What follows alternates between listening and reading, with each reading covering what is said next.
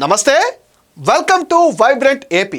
ఇక స్ట్రైట్గా మన పాయింట్లోకి వచ్చేస్తే మంత్రి నారా లోకేష్ అనుకున్నది సాధించారండి. కేంద్ర సహకారంతో మంగళగిరి నియోజకవర్గానికి నిధులు తీసుకొస్తున్నారు. దీనికి తోడు వివిధ కంపెనీలు మంగళగిరికి వస్తుండడంతో ఈ ప్రాంతం దశ మారిపోతుంది. తెలుగు రాష్ట్రాల్లో సాఫ్ట్వేర్ అంటే టక్కున మనకు గుర్తొచ్చేది హైదరాబాద్. అయితే ఇప్పుడు ఆంధ్రప్రదేశ్లో మరో నగరం ఐటీ రంగానికి అడ్డాగా మారుతుంది.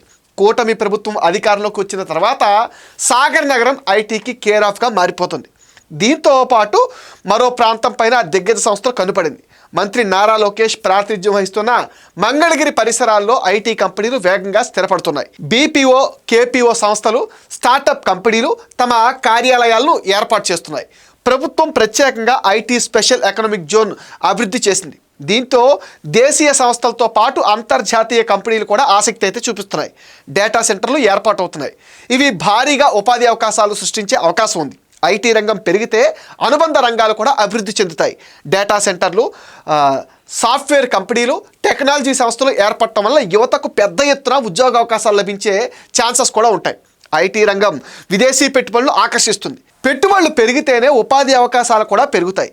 ప్రస్తుతం ఏఐతో కాలం నడుస్తుంది. ఈ నేపథ్యంలో ప్రభుత్వం టెక్నాలజీ ఆధారిత పరిశ్రమలకు ప్రాధాన్యత అయితే ఇస్తుంది. దీనివల్ల వచ్చే 5 నుండి 10 సంవత్సరాల్లో మంగళగిరి ప్రాంతం వేగంగా అభివృద్ధి చెందుతుందని ఐటీ ఇండస్ట్రీ నిపుణులు అయితే చెప్తున్నారు.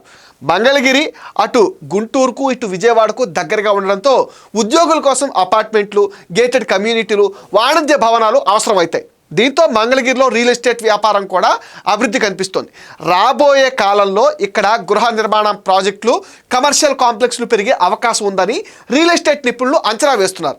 ఆంధ్రప్రదేశ్ ప్రభుత్వం అమరావతిని అంతర్జాతీయ స్థాయి రాజధానిగా అభివృద్ధి చేయాలని లక్ష్యంగా పెట్టుకుంది. సీడ్ క్యాపిటల్ ప్రాంతం ఇప్పటికే అభివృద్ధి దిశగా ముందుకు సాగుతుంది. భారీ స్థాయిలో మౌలిక సదుపాయాలు అభివృద్ధి జరుగుతుంది. మంగళగిరి, తాడేపల్లి మున్సిపల్ కార్పొరేషన్ పరిధిలో వరద నిర్వహణ, పారిశుద్ధ్య మరియు మౌలిక సదుపాయాల కల్పనకు ప్రాధాన్యత ఇస్తూ సమగ్ర మాస్టర్ ప్లాన్ అయితే రూపొందిస్తున్నారు. ఇది రాజధాని ప్రాంతంలో ప్రధాన నివాస ఐటీ కేంద్రంగా అభివృద్ధి చెందుతుంది. మంగళగిరి గోల్డ్ క్లస్టర్ కోసం ప్రత్యేక ల్యాండ్ పుల్లింగ్ స్కీమ్ మరియు అక్రమ కట్టడాల నియంత్రణకు ప్రణాళిక రూపొందిస్తున్నాయి. మాస్టర్ ప్లాన్ మంగళగిరిని ఒక ప్రధాన వాణిజ్య నివాస కేంద్రంగా మార్చడమే లక్ష్యంగా పెట్టుకుంది. 2019లో తనను ఓడించిన మంగళగిరి వాసుల సేవలోనే 5 ఏళ్లు గడిపారు. అప్పుడు ఎమ్మెల్యే కాకపోయినా మంగళగిరిని ముందుకు నడిపించాలని భావించారు లోకేష్. 2024 ఎన్నికల్లో మంగళగిరి నియోజకవర్గం నుండి టీడీపీ తరఫున పోటీ చేసి భారీ మెజార్టీతో గెలిచారు. మంగళగిరి పైన తనదైన ముద్ర వేస్తున్నారు నారా లోకేష్. గుంటూరు, విజయవాడ, మంగళగిరి, అమరావతులను అనుసంధానం చేసి మెగా సిటీగా అభివృద్ధి చేయాలని ఏపీ ప్రభుత్వం అయితే ఆలోచిస్తుంది.